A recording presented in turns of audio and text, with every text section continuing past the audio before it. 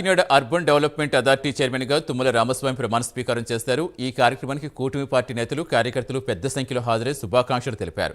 నిబద్ధత కలిగిన జన సైనికుడిగా పవన్ కళ్యాణ్ అడుగుజాడలు నడుస్తామని తుమ్మల రామస్వామి చెప్పారు. కుడా నుంచి పిఠాపురం, తుని నియోజకవర్గాలకు ₹1 కోటి చొప్పున నిధులు మంజూరైనట్టుగా తెలిపారు. త్వరలో మిగిలిన నియోజకవర్గాలకు కూడా నిధులు మంజూరు చేస్తామని చెప్పారు.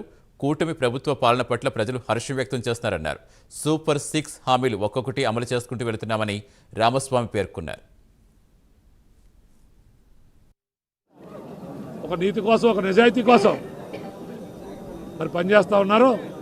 వారి యొక్క అడుగు జాడల్లో వారి యొక్క సిద్ధాంతాన్ని నమ్మేటువంటి ఒక జన సైనికుడిగా అదే రీతిలో నేను కూడా పనిచేస్తానని మీ అందరి సమక్షంలో ఈరోజు తెలియజేస్తా ఉన్నా.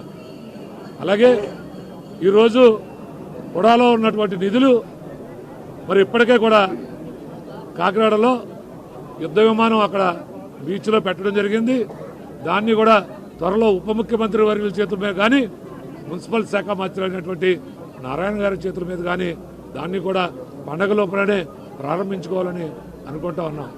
అలాగే కుడా నుంచి పెద్ద ఎత్తున పిఠాపురం నియోజకవర్గానికి ఇప్పటికే ₹1 కోటి పైన ఇవ్వడం జరిగింది. అలాగే తుని నియోజకవర్గానికి ₹1 కోటి పైన నిధులు ఇవ్వడం జరిగింది. అలాగే పెద్దాపురం నియోజకవర్గం నుంచి కూడా అడగడం జరిగింది.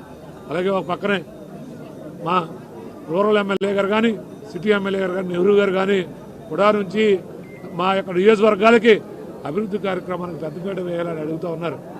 అందరి నియోజకవర్గాలకి సమానంగా కుడా నుంచి అభివృద్ధిగా పనిచేయాలనేటువంటి లక్ష్యంతోనే నేను ఈరోజు ఉన్నానని మీ అందరికీ తెలియజేసుకుంటూ, ఏదైతే మరొకసారి మీ అందరికీ తెలియజేస్తా ఉన్నాను, కూటమి ప్రభుత్వం ఈరోజు గత ప్రభుత్వానికి, కూటమి ప్రభుత్వానికి మార్పు కనపడతా ఉంది. ఏదైతే